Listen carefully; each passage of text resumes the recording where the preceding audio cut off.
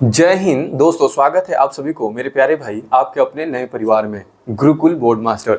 तो कैसे हैं आप लोग? उम्मीद करते हैं कि आप सभी लोग अच्छे होंगे। तो आपके सामने बोर्ड पे दिखाई दे रहा होगा बिहार पॉलिटेक्निक 2026। आज हम लोग जो भी बातें करेंगे बिहार पॉलिटेक्निक के बारे में बातें करेंगे, क्योंकि इसका एप्लीकेशन फॉर्म आ चुका है। जो भी 10th क्लास के विद्यार्थी हैं, जो 10th का एग्जाम दिए हैं, अभी रिजल्ट का बेसब्री से इंतजार कर रहे हैं, और उन लोगों को इस फॉर्म का भी काफ़ी ज़्यादा बेसब्री से इंतजार था, अब वो इंतजार खत्म हो चुका है।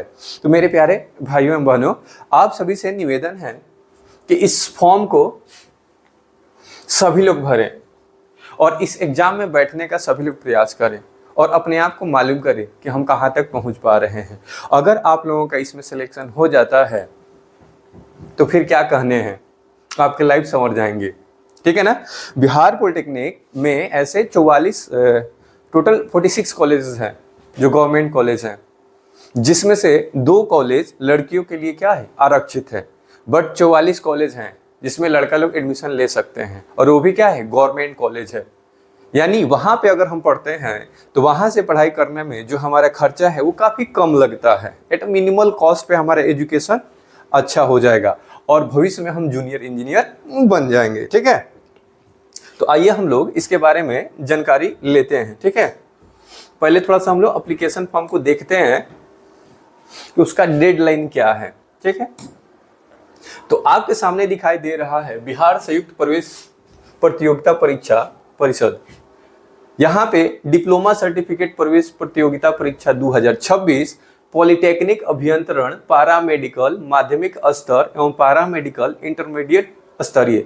यानी यहाँ पे केवल पॉलिटेक्निक का फॉर्म नहीं आया है, पारा मेडिकल 10th क्लास लेवल पे और पारा मेडिकल इंटर क्लास लेवल पे भी आया है। तो जो भी इच्छुक विद्यार्थी हैं वो अगर पॉलिटेक्निक करना चाहते हैं तो पॉलिटेक्निक का फॉर्म भरेंगे, अगर पारा मेडिकल 10th लेवल पे करना चाहते हैं तो पारा मेडिकल का फॉर्म भरेंगे, और जो इंटर कर लिए हैं यानी 12th कर लिए हैं तो उस लेवल पे आप पारा मेडिकल का भी कोर्स कर सकते हैं। तो यहाँ पे देखिए क्या है, निम्नांकित पाठ्यक्रम समूह और नामांकन हेतु आयोजित की जाने वाली डिप्लोमा सर्टिफिकेट प्रवेश प्रतियोगिता परीक्षा DCECE PE जो हमारे ये बिहार पॉलिटेक्निक के लिए होगा, PMM पारामेडिकल मैट्रिक लेवल और PM पारामेडिकल इंटर लेवल पे जो होने वाले 2026 में सम्मिलित होने के लिए निर्धारित प्रपत्रों में ऑनलाइन आवेदन आमंत्रित किए जाते हैं। यानी पॉलिटेक्निक के लिए, पारामेडिकल 10th क्लास के लिए और पारामेडिकल इंटर स्तरीय यानी इंटरमीडिएट स्तरीय, यहाँ पे दिया हुआ है पॉलिटेक्निक अभियंत्रण पाठ्यक्रम समूह के लिए PE हम लोग क्या करेंगे, सेलेक्ट करेंगे। बिहार राज्य के अंतर्गत राजकीय निजी पॉलिटेक्निक संस्थानों के अभियंत्रण डिप्लोमा पाठ्यक्रमों के लिए हम क्या करेंगे, PE को सेलेक्ट करेंगे। अगर हमें पारामेडिकल माध्यमिक स्तर पाठ्यक्रम समूह के लिए हमें क्या करना होगा, PMM लेना होगा। बिहार सरकार के विभिन्न अस्पतालों संस्थानों के पारामेडिकल ड्रेसर पाठ्यक्रम, ठीक है ना, ये ड्रेसर के रूप में हम लोग क्या करेंगे, वहाँ पे ई करेंगे। अगला जो है पारामेडिकल इंटरमीडिएट स्तरीय पाठ्यक्रम समूह PM, बिहार राज्य के विभिन्न राजकीय निजी अस्पतालों संस्थानों के पारामेडिकल पाठ्यक्रम के लिए है। यानी यहाँ आपको क्या दिखाई दे रहा है, PE PMM PM। तो यहाँ पे 3 सेक्टर में हम लोग फॉर्म भर सकते हैं, ठीक है ना। ये दोनों मेडिकल सेक्टर में होता है, ये ड्रेसर के लिए होता है जो 10th लेवल पे होता है, और ये हमारा 12th लेवल पे है, ठीक है ना। और जो भी कॉलेजेस हैं AICTE से क्या है, अप्रूव्ड है, ठीक है। अब आगे देखेंगे हम लोग, ठीक है ना। यहाँ पे दिया गया है स्टेप 1, रजिस्ट्रेशन करेंगे और उसमें जीमेल लगेगा। क्या लगेगा, जीमेल लगेगा, आपका मोबाइल नंबर लगेगा और आपका आधार कार्ड लगेगा। जो भी जीमेल आपको देना है या तो अपना देना है, नहीं तो अपने पापा का देना है, क्योंकि वहाँ पे वेरिफिकेशन के लिए कोड आएगा और जो भी दिशा निर्देश होगा आप जीमेल से प्राप्त करेंगे, ठीक है ना। तो यहाँ पे step 2, multi step application form apply for course group, यानी कौन से कोर्स में आपको इनरोल करना है, उसके बाद ये सारे प्रोसेस होते हैं। आगे चलते हैं हम लोग डेट पे, यानी तिथि पे। ये आपके सामने दिखाई दे रहा होगा DCECE PE PMM PM 2026 से संबंधित महत्वपूर्ण तिथियां यानी डेट है। Online registration starting from, date जो दिया हुआ है 19/3/2026, यानी 19 मार्च 2026 से हमारा क्या होगा, ऑनलाइन रजिस्ट्रेशन स्टार्ट हुआ है। अच्छा, लास्ट यानी क्लोजिंग डेट कब है, ऑनलाइन रजिस्ट्रेशन क्लोजिंग डेट है 21/4/2026, यानी 21 अप्रैल 2026 तक ले ये लास्ट डेट है। तो इन तिथियों के बीच में आपको क्या करना है, अपने एप्लीकेशन फॉर्म को भरना है। अच्छा ये होगा, बेहतर ये होगा कि आप इस एप्लीकेशन फॉर्म को सबसे पहले भर दें तो बेहतर होता है, नहीं तो लास्ट में क्या होता है ना कि सर्वर का इशू आता है, साइट स्लो होता है, तो बहुत सारा प्रॉब्लम का सामना करना पड़ता है। ठीक है, अब पेमेंट का जो लास्ट डेट दिया हुआ है 22/4/2026 तक ले कर सकते हैं।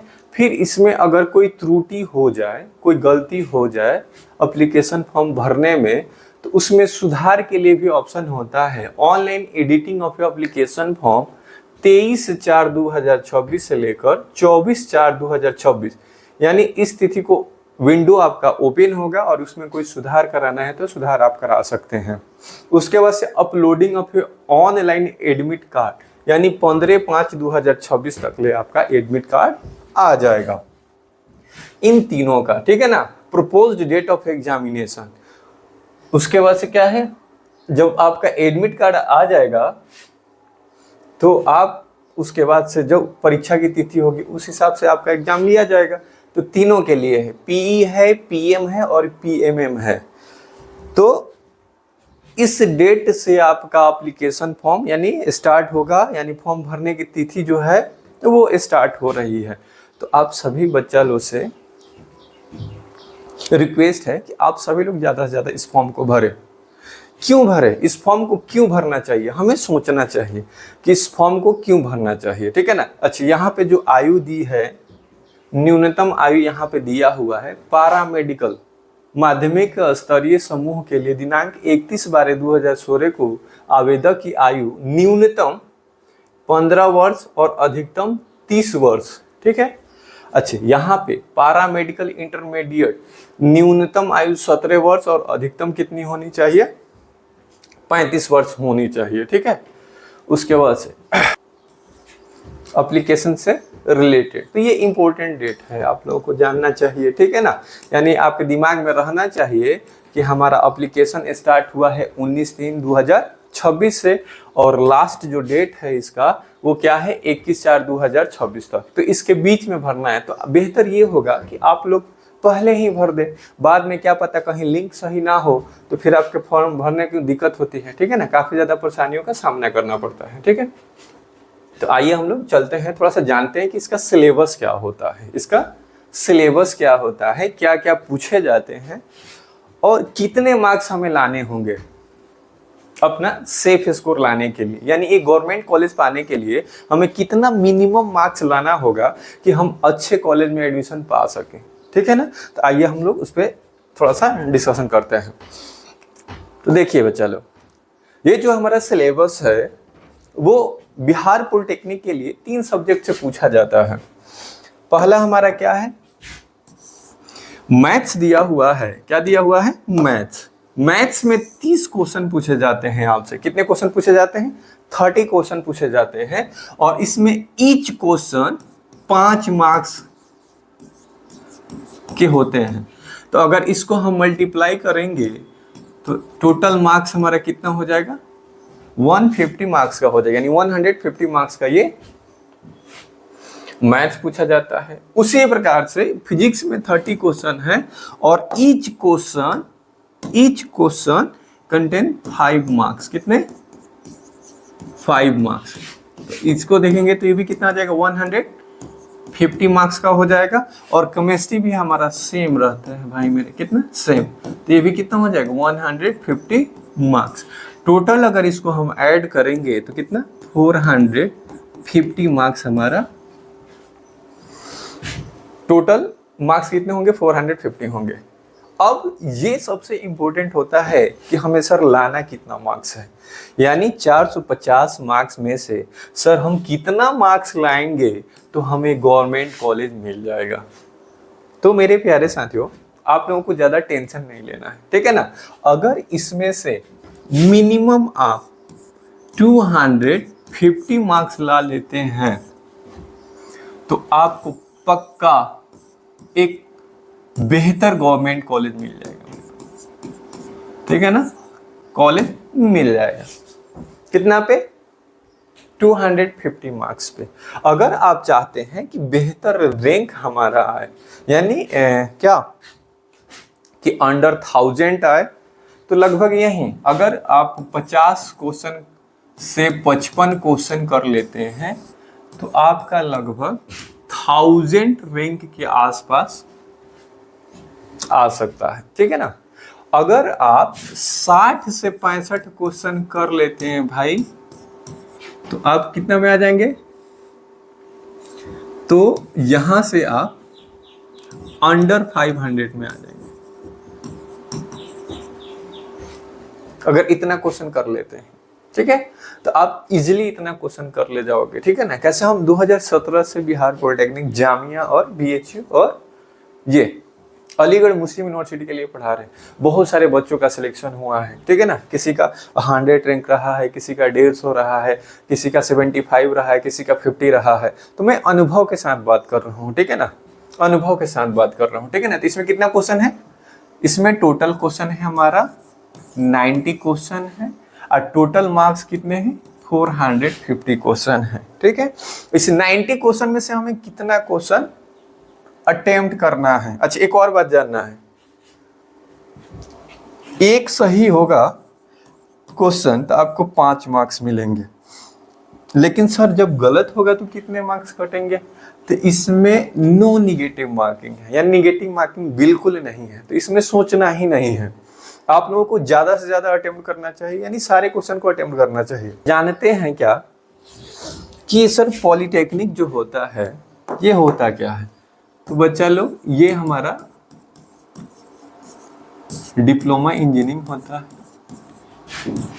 और इसको करने में कितने समय लगता है? तो 3 साल का समय लगता है, ठीक है ना। और इसमें सेमेस्टर वाइज एग्जाम होता है, यानी 6 सेमेस्टर होगा। कितना? 6 सेमेस्टर होता है, ठीक है। तो इजीली आप लोग बहुत शानदार गवर्नमेंट कॉलेज पा सकते हैं, ठीक है। तो आइए थोड़ा सा हम लोग सिलेबस के बारे में जानते हैं कि फिजिक्स में क्या क्या पूछा जाता है। तो आपके सामने भौतिक विज्ञान है, फिजिक्स का सिलेबस यहाँ पे दिया हुआ है। जो पहला हमारा हेडिंग है गति, बल और ऊर्जा है। अब इसमें क्या क्या हमें पढ़ने होंगे? तो पहला क्या है? मापन, मात्रक एवं गति, यूनिट एंड डायमेंशन पढ़ना है हमें, पहला चैप्टर। दूसरा, गति के नियम और घर्षण के बारे में हमें पढ़ना है। तीसरा, हमें फ्लोटेशन यानी प्लावन पढ़ना है, उत्प्लावन पढ़ना है। बल आघूर्ण यानी मोमेंट ऑफ फोर्स, ग्रेविटेशन पढ़ना है। सरल लुलक और प्रत्यास्था बल, कार्य और ऊर्जा, पदार्थ का आणविक सिद्धांत। आगे हमारा दिया हुआ है क्या? तरंग दिया हुआ है। तो तरंग में हम पढ़ेंगे क्या? तरंग गति यानी वेव मोशन, तरंगों के परावर्तन और अपवर्तन। नेक्स्ट अगला होगा क्या? ऊष्मा यानी हीट। अब हीट में हमें क्या क्या पढ़ना है? ऊष्मा और गति यानी हीट एंड मोशन, ताप टेम्परेचर, ऊष्मीय प्रसार थर्मल एक्सपेंशन, विशिष्ट ऊष्मा यानी स्पेसिफिक हीट, अवस्था परिवर्तन और गुप्त ऊष्मा यानी चेंज इन स्टेट और लेटेंट हीट। ऊष्मा इंजन यानी हीट इंजन, ऊष्मा का संचरण। उसके बाद से आता है जो आप लोग 10th क्लास में पढ़े हैं क्या? प्रकाश के बारे में। तो गोलीय दर्पण में परावर्तन, गोलीय लेंस से अपवर्तन, मानव नेत्र और दृष्टि दोष, ये हमारा चैप्टर, ये सभी लोग पढ़े होंगे। श्वेत प्रकाश एवं वर्णपट, प्रकाशीय यंत्र। नेक्स्ट हमारा क्या होगा? अगर भौतिक विज्ञान में और भी है, विद्युत और चुंबकत्व, तो विद्युत धारा और प्रतिरोध, सरल सेल तथा शुष्क सेल, विद्युत धाराओं का ऊष्मीय प्रभाव, ये तो आप सभी लोग 10th क्लास में पढ़े हैं, इसके बारे में भी जानकारी है। विद्युत धाराओं का ऊष्मीय प्रभाव, ठीक है ना, heating effect of electric current, विद्युत धारा का चुंबकीय प्रभाव, magnetic effect of electric current, विद्युत चुंबकीय प्रेरण और अर्धचालक डायोड, घरेलू और औद्योगिक विद्युत आपूर्ति एवं परिपथ, और लास्ट में हमें नाभिकीय ऊर्जा और ब्रह्मांड के बारे में जानना है। जो नाभिकीय ऊर्जा यानी न्यूक्लियर एनर्जी, फिजन और फ्यूजन हम लोग पढ़ेंगे, और ब्रह्मांड के बारे में हम लोग क्या करेंगे, अध्ययन करेंगे। नेक्स्ट हमारा जो सिलेबस होगा अब क्या होगा, केमिस्ट्री का होगा, यानी रसायन विज्ञान का होगा। तो रसायन विज्ञान में यही सब हमें पढ़ना है। पहला चैप्टर क्या है, पदार्थ की प्रकृति, दूसरा हमारा परमाणु की संरचना, तीसरा हमारा रेडियो सक्रियता, और चौथा होगा रासायनिक बंधन, तत्व का आवर्ती वर्गीकरण, रासायनिक अभिक्रिया, रासायनिक संकेत, सूत्र एवं समीकरण, परमाणु द्रव्यमान, इकाई एवं मोल संकल्पना, गैसीय नियम। अगला रासायनिक अभिक्रिया में ऊर्जा परिवर्तन, ईंधन, सूर्य और नाभिकीय ऊर्जा, धातु एवं अधातु यानी मेटल एंड नॉन मेटल्स, जो 10th क्लास में आप लोग पढ़ के आए हो। घोल या विलयन 9th क्लास का टॉपिक है।